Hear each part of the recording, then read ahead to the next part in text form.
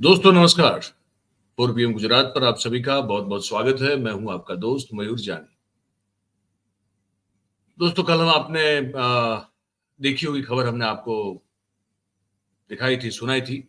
Hindenburg report को लेकर जो पूरा मामला उठा है हमारे देश में, अब उसको लेकर काफ़ी विवाद खड़ा करने की कोशिश की जा रही है अलग तरीके से। भारतीय जनता पार्टी के द्वारा ये लगातार ये आरोप लगाया जा रहा है कि कांग्रेस इस देश में अराजकता पैदा करना चाहती है, इस देश की आर्थिक व्यवस्था को तोड़ना फोड़ना चाहती है और विदेशी ताकतों का साथ दे रही है, इस तरह के आरोप लगे हुए हैं।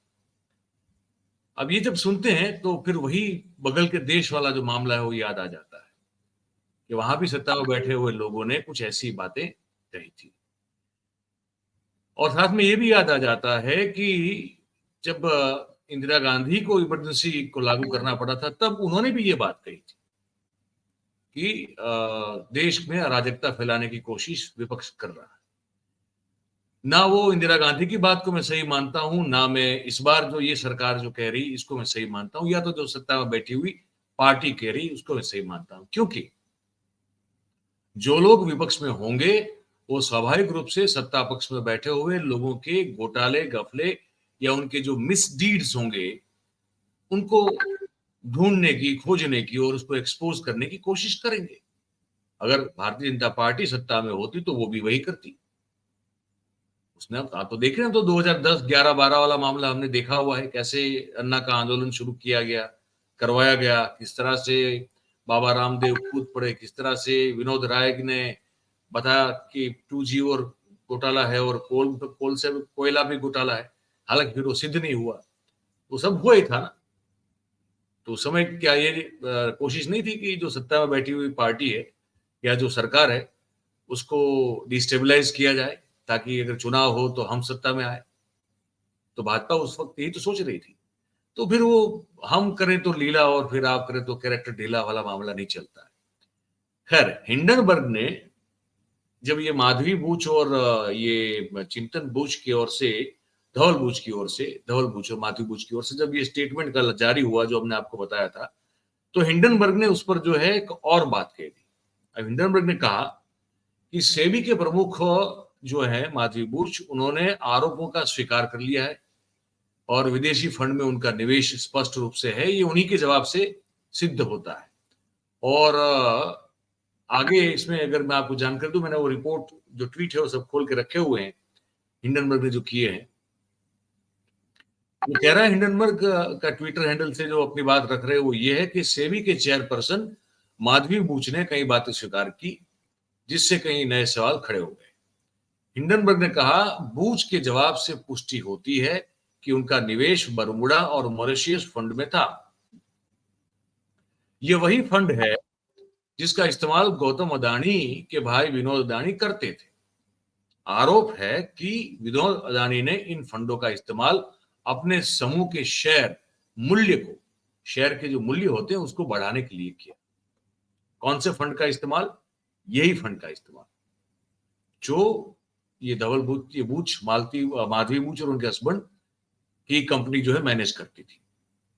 हिंडनबर्ग रिसर्च ने यह भी कहा कि बाजार नियामक जो सेबी है, रेगुलेटरी अथॉरिटी जो है, उस सेबी को अदानी मामले के संबंध में उन्हीं ऑफशोर फंड्स की जांच करने का काम सौंपा गया था। सुप्रीम कोर्ट ने कहा था, तब उसके बाद ये उनको करना था, जिनमें माधवीपुरी बूच की ओर से निवेश किया गया था। वो फंड जिसको जांच करना था सेबी को ही, और सेबी की अध्यक्षा कौन थी? माधवीपुरी बूच। तो ये साफ तौर पर हितों के टकराव का बड़ा मामला है। ये हिंडनबर्ग जो है रिसर्च, वो अपने नए ट्वीट में कह रहा है। हिंडनबर्ग ने ये दावा तो कर दिया था, आप सब जानते हैं। शनिवार को पहली बार ये हुआ था कि वे माधवीपुरी बूच और उनके पति धवल बूच जो है वो अदानी समूह से जुड़ी एक ऑफशोर कंपनी में हिस्सेदार हैं, उनकी हिस्सेदारी है।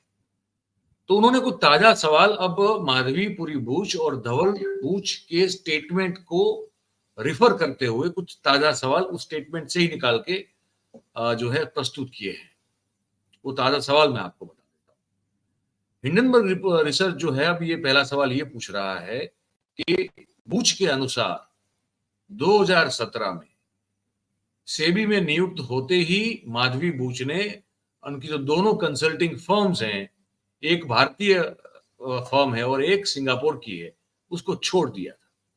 लेकिन मार्च 2024 तक की उनकी जो शेयर होल्डर उसकी रही है, उससे पता चलता है कि एगोरा एडवाइजरी जो भारत में बनाई गई है, उसमें माधवी बूच की हिस्सेदारी शेयर होल्डिंग 99% आज भी है। ये हिंडनबर्ग रिसर्च कहती है। अच्छा, माधवी बूच 16 मार्च 2022 तक एगोरा पार्टनर्स, जो कि सिंगापुर में स्थित उनकी कंसल्टिंग ब्रांच कंपनी है, तो उसके सिंगापुर के जो 100% शेयर धारक बने रहे थे, शेयर होल्डर थे 2022 तक, और सेबी के सदस्य के रूप में अपने कार्यकाल के दौरान इसके मालिक बने रहे। सेबी अध्यक्ष के रूप में नियुक्त होने के 2 सप्ताह के बाद उन्होंने अपने जो ये शेयर थे वो अपने पति को हस्तांतरित किए थे। बूच के द्वारा स्थापित, तीसरा सवाल, बूच के द्वारा स्थापित सिंगापुर की जो फर्म है कंसल्टिंग, वो सार्वजनिक रूप से अपनी जो फाइनेंशियल रिपोर्ट, जो वित्तीय रिपोर्ट होती है, जैसे कि रेवेन्यू से लेके या लाभ जो भी मिलता है उसको लेकर जो रिपोर्ट होती है, वो रिपोर्ट नहीं करती थी, नहीं कर रही है, तब से नहीं कर रही। कब से? जब से ये जो बूच ने ये ओहदा संभाला तब से।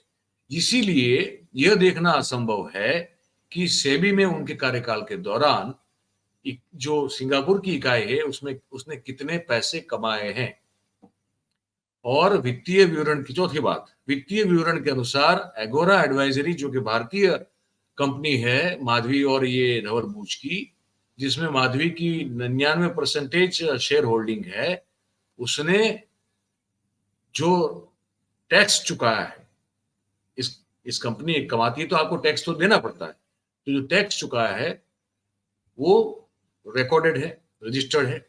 2,39,00,000 का उन्होंने टैक्स जो है वो अर्जित किया हुआ है।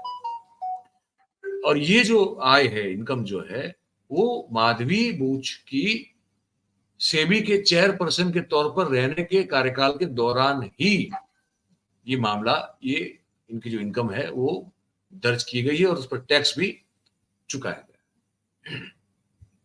और माधवी बूच जिन्होंने, पांचवी बात ये है कि माधवी बूच जिन्होंने सेबी के सदस्य के रूप में जब वो काम कर रही थी, तो उसने अपने पति के नाम का उपयोग करके व्यवसाय को संचालित करने के लिए अपने व्यक्तिगत ईमेल का उपयोग किया। तो सवाल उठता है कि सेबी चेयरमैन के पद पर रहते हुए वह उनके पति के नाम पर कौन से निवेश और कारोबार कर रही थी। ये सवाल है बड़े। मैं उम्मीद करता हूं आपने इसको बहुत गौर से सुना होगा। तो ये 5 नए सवाल जो है उसी स्टेटमेंट्स जो कल हमने आपको दिखाया भी था, सुना के आपको पढ़ के सुनाया भी था, माधवी बूच और धवल बूच का कॉमन स्टेटमेंट, जॉइंट स्टेटमेंट, उसमें से ये सवाल उठा के हिंडनबर्ग रिसर्च ने आज वो फिर से ट्वीट कर दिया है। अब इसका जवाब मिलेगा नहीं मिलेगा क्या मालूम, लेकिन सवाल वाजिब है। और ये कह रहे हैं कि उनके साथ हर चीज के प्रूफ है, उन्होंने वो सब प्रूफ ट्वीट में डाले भी हैं। तब इस पे देखना होगा कि आगे क्या होता है। पर हमको लगा कि ये खबर आप तक पहुंचाना जरूरी है, इसका फॉलोअप करना, अपडेट आपको करना जरूरी है, तो हमने आपको बता दिया। आपको ये खबर कैसी लगी आप हमको लिख के कमेंट करके जरूर से बताइएगा। और अगर आपको अच्छी लगी हो तो फिर इस वीडियो को आप लाइक करें, इस वीडियो की लिंक को आप शेयर करें, और हमारा जो चैनल है 4PM गुजरात, उसे आप सब्सक्राइब करें और अपने आसपास के लोगों से करवाएं। बहुत बहुत धन्यवाद करेंगे आप सभी का हमारे साथ इस कार्यक्रम में जुड़ने के लिए। Thank you very much. नमस्कार।